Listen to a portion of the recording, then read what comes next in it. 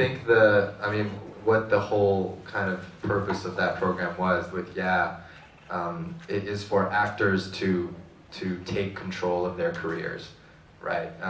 So much of our day-to-day is kind of predicated on waiting for an opportunity to come to us, like waiting for the phone to ring, and then you get an audition, so you get an opportunity to to try out a part for another person's project. And it's very different from filmmaking and writing and producing, where it's your project, it's your baby. And that's something that we really wanted to foster in people from as young as possible, is that they do have the power to take control of their career, put their career in their own hands, and to pick up these skills. Yeah. Very good. On that sort of theme, so you've all had an opportunity to be in front of the camera as actors, and now behind the camera, except Lulu. You were in front of the camera. You were in front of the camera. Yeah, you were great. It's very awkward when you're like, I don't ever want to be in front of the camera, but in this pitch video, you have to be in front of the camera.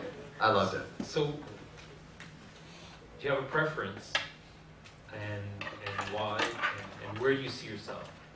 So we'll start with Simu this time. Do I have a preference? No, they're so fulfilling in such different ways. Like, my character of Jung, for example, on Kim's Convenience, like I get to explore so many, just deep interpersonal feelings that with Appa and with Amma and Janet that I feel in my everyday life. It gives me great joy to be able to explore themes like my, conflicting relationship with my own parents.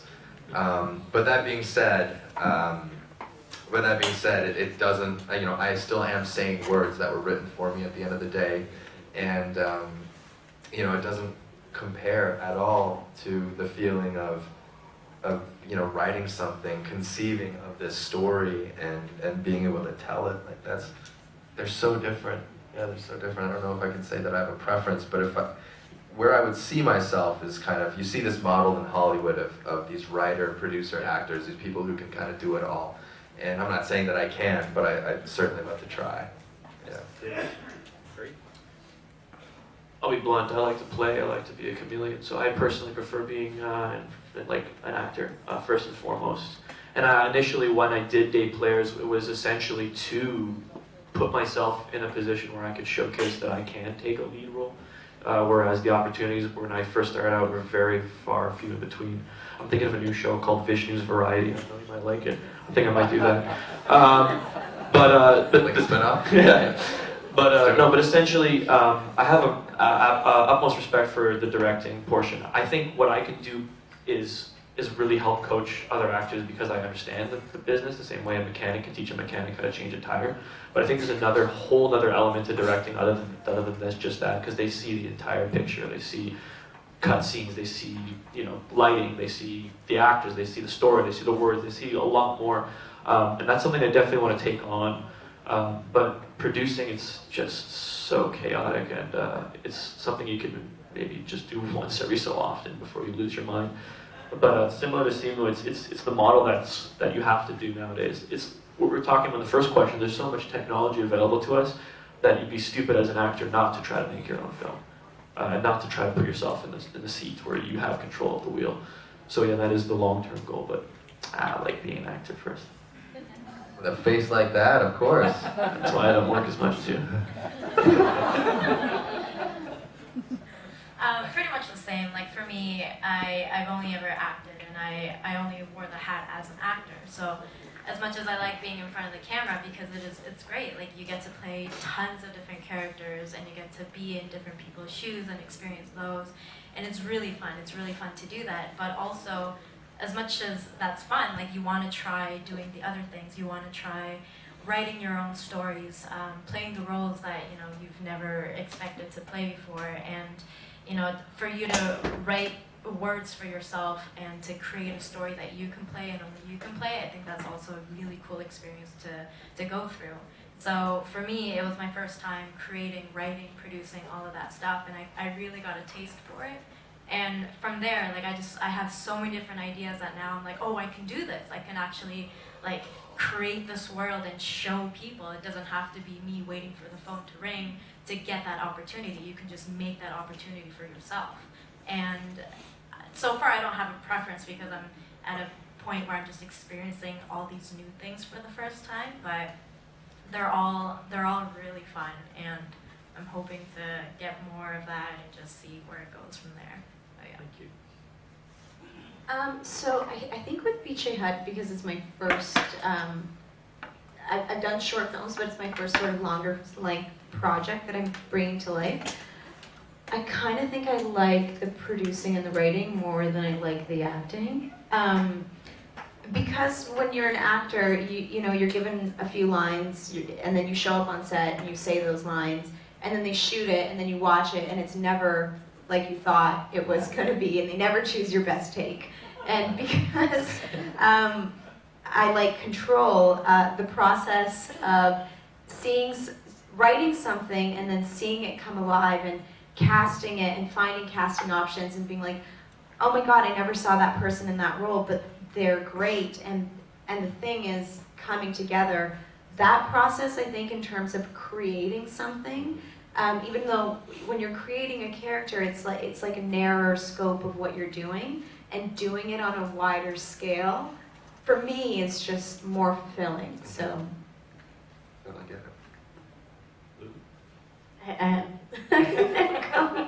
Lulu, you prefer being on camera. I definitely prefer being on camera. Thank you. So I have one last question, and we have a few more minutes, but I'll open it up once again to anybody else. Yeah, go ahead. Yeah, so you make these movies. How do you promote it? That's a really good question. So if it's a short film, typically what you'll do once you finish the film is you'll find somewhere to screen it. So it's what's called a festival run.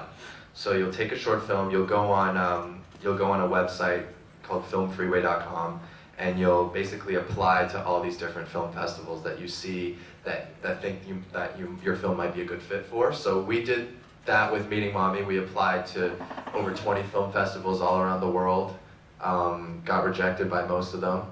And what ended up happening for us is we had some contacts in Los Angeles who ran a very successful YouTube channel with 3 million subscribers, and they loved our short and they wanted to host it. So now Meeting Mommy is available online. It's on YouTube, and it's got almost 400,000 views. Wow. So yeah, we really lucked out because of this company. This company is called Wong Fu Productions, and first and foremost, they've been such great vanguards and promoters of Asian American and Asian Canadian talent, and a short like Meeting Mommy was very on brand for them in a way that I feel like it wasn't for film festivals. You know, it's not, Meeting Mommy isn't edgy. It's not, you know, it doesn't have anything to say politically really. It's just a story about family, and that's all we ever wanted it to be. So, you know, that could have been why it maybe wasn't as successful in the festival circuit.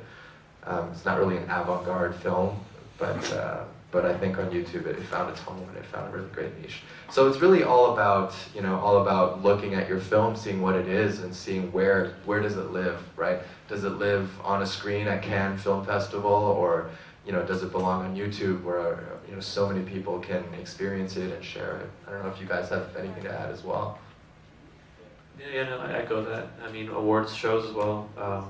Just to pitch to award shows, you never know. Like, I think we're now nominated for the Canadian Comedy Awards, so that's a place where you can see Day Players again. It was online for a while.